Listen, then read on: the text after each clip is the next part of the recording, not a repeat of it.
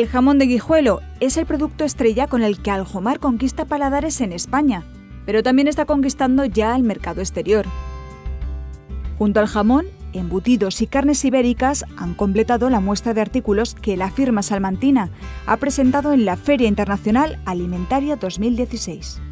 Siempre venimos enfocados mucho más al mercado internacional, en los últimos años sobre todo, porque el mercado nacional lo tenemos bastante consolidado, aunque la mayoría de los clientes que recibimos son clientes de toda la vida, muy consolidados, del mercado nacional, que esperan siempre un poco ver a lo que traemos. Y este año han llegado con novedades en el etiquetaje, siguiendo la normativa sobre ibéricos y en los catálogos.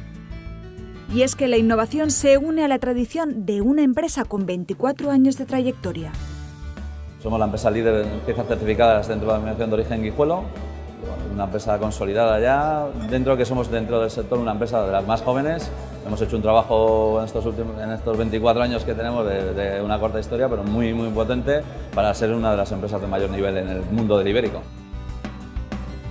Artículos de calidad, fruto de un excelente y cuidado trabajo de producción.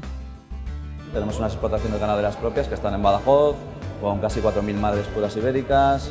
Tenemos en la fabricación de pienso con cereales naturales también en las instalaciones nuestras de Badajoz, el matadero Fuentes de Navazo, que está situado ya en Guijuelo, y nuestra propia fábrica. Entonces tenemos el ciclo controlado de producción, es decir, que nosotros producimos los cerdos, la alimentación, lo matamos, lo elaboramos, lo curamos, todo, desde el principio hasta el final.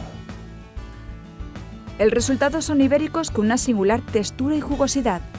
Jamón, carnes y embutido que se están ya consumiendo en más de 30 países y cuyo sabor está conquistando el mundo.